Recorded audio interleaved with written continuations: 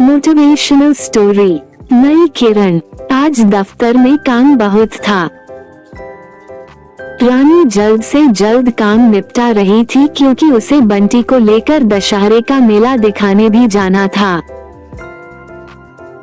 तभी चपरासी ने आकर कहा, मैडम, बहुत देर से एक साहब आपसे मिलने की प्रतीक्षा कर रहे हैं, उन्हें अंदर भेज दूं?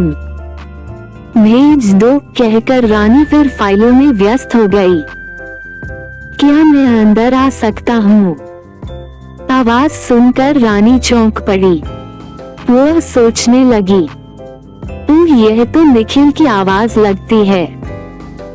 इतने सालों बाद यहाँ क्यों और कैसे आया है? हाँ आइए, अपने दिल की तेज होती धड़कनों को काबू करते हुए रानी ने कहा। पर्दा खुला और आशा के अनुरूप ही निखिल दरवाजे से भीतर आया। जैसे ही उसकी नजर रानी पर पड़ी वह चौंक पड़ा और हकलाते हुए बोला, रानी तुम? मेरा मतलब है मैडम रानी चौधरी, नगर आयुक्त। हाँ मैं ही हूँ, कहिए किस काम से आना हुआ? रानी ने अपने भीतर उमड़ रहे तूफान को संयत करते हुए शांत स्वर में पूछा। मैं अपनी जमीन पर एक अस्पताल बनवाना चाहता हूँ, उसकी फाइल आपके यहाँ जमा है।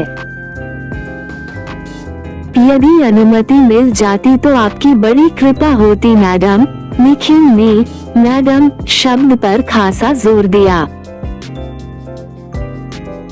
अभी मैं जल्दी में हूँ, पहले सारे कागजात देख लूं, जैसा होगा आपको मेरा स्टाफ सूचित करेगा, कहकर रानी अपनी कुर्सी से उठ खड़ी हुई। निखिल उठकर बाहर चला गया।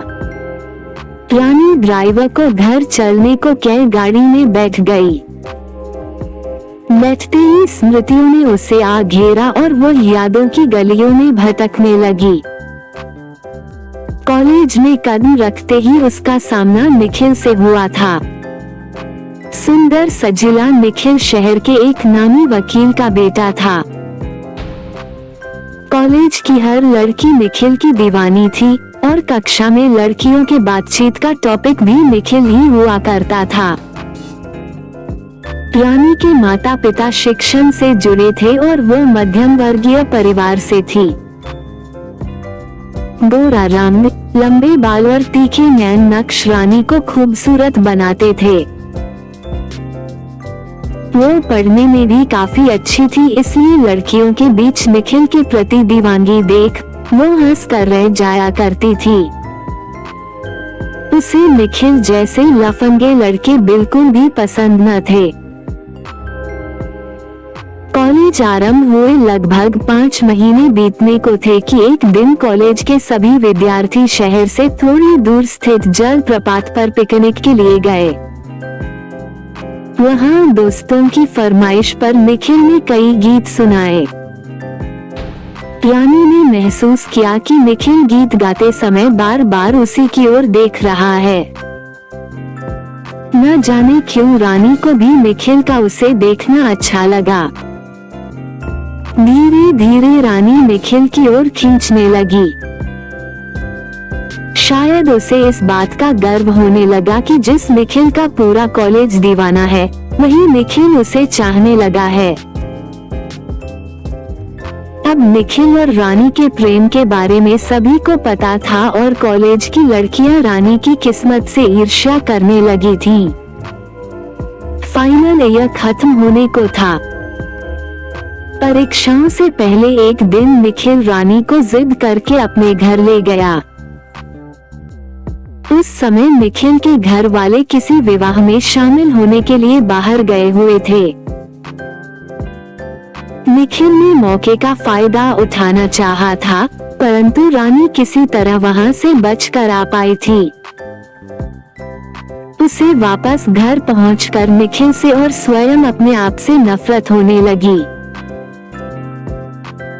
रानी सोचने लगी, आज तो अनर्थ ही हो जाता, गलती मेरी ही है, मैं ही निखिल की बातों और प्यार के झूठे खेल में आ गई। मैंने क्या सोचा था और वह कैसा निकला। फाइनल की परीक्षा देकर रानी दूसरे शहर चली गई और सिविल सर्विसेज की परीक्षा की तैयारी में जी जान से जुट गई। अथक परिश्रम और प्रबल इच्छा शक्ति से रानी ने सिविल सर्विसेज की परीक्षा उत्तीर्ण भी कर ली। उस दिन के बाद रानी ने निखिल से अपने सारे संबंध तोड़ लिए। हालांकि निखिल ने रानी की सहेलियों के माध्यम से 1-2 बार संपर्क करने का प्रयास भी किया, परंतु रानी का तो जैसे प्यार से विश्वास ही उठ गया था। आज इतने सालों बाद भी रानी ने विवाह नहीं किया है। एकाएक गाड़ी रुकने के साथ ही रानी की तंद्रा टूटी। माँ ने दरवाजा खोला तो वे रानी का चेहरा पढ़कर बोली, क्या बात है, तू इतना परेशान क्यों दिख रही है? कुछ नहीं माँ, ऑफिस में ज्यादा काम था। बंटी कहाँ है? उसको आज मेला घुमाने का प्रॉमिस किया था मैंने, रानी माँ से पूछ बैठी। बंटी तो बहुत देर से सज संवर कर बैठी है तेरे इंतजार में। कुछ नहीं तो 10 बार पूछ चुकी है कि मम्मा कब आएंगी। बेटा तू कब तक विवाह नहीं करेगी? ठीक है, तूने बंटी को अनाथाश्रम से गोद लिया है, परंतु उसे भी तो पिता का प्यार चाहिए। और क्या तू नहीं चाहती कि तेरे अपने भी बच्चे हों? फिर लोग भी कैसी कैसी बातें करते हैं कि तू कुंवारी होकर एक बच्ची की मां बन गई है। मां ने हमेशा की तरह रानी को समझाने की चेष्टा की। तब तक 4 साल छोटी सी प्यारी सी गोल मटोल बंटी वहां आ गई और रानी के गले में बाहें डाल दी। मम्मा, मैं कब से आपका वेट कर रही थी, मेला देखने चलो ना। रात को थक कर बिस्तर पर लेटी रानी की आंखों से नींद कोसों दूर थी। रह रहकर निखिल का चेहरा उसकी आंखों के सामने घूम रहा था। निखिल उसका पहला और आखिरी प्यार था। रानी सोचने लगी, पता नहीं निखिल ने विवाह किया होगा या नहीं। क्या पता वो भी अभी तक मुझे न भूल पाया हो, परंतु अगले ही क्षण उसका दिमाग उसकी भावनाओं पर हावी हो गया। यह कैसी मूर्खतापूर्ण बातें सोच रही हूँ मैं। निखिल का विवाह हुआ हो या नहीं, उससे मुझे क्या फर्क पड़ता है। निखिल ने अपनी दौलत के नशे में चूर होकर मेरे प्यार का अपमान किया। वो मुझे एक बेजान गुड़िया समझ मेरी भावनाओं से खेलता रहा। यह तो अच्छा हुआ कि सही समय पर मेरी आंखें खुल गईं और मैं उसके चंगुल से बच निकली। क्या विवाह करना ही किसी नारी के जीवन का मकसद होना चाहिए? क्या पुरुष के बिना नारी संपूर्ण नहीं? आज मैं सशक्त हूँ तो मुझे दूसरी बच्चियों और महिलाओं को संबल प्रदान करना चाहिए। आखिर मैंने सिविल सेवा भी इसीलिए चुनी थी कि मैं समाज के उत्थान में अपना योगदान दे सकूं। मुझे बंटी को पढ़ा लिखा कर अच्छा नागरिक बनाना है और बंटी जैसी अन्य दूसरी बच्चियों का भी जीवन संवारना है। उद्धरण चिन्ह।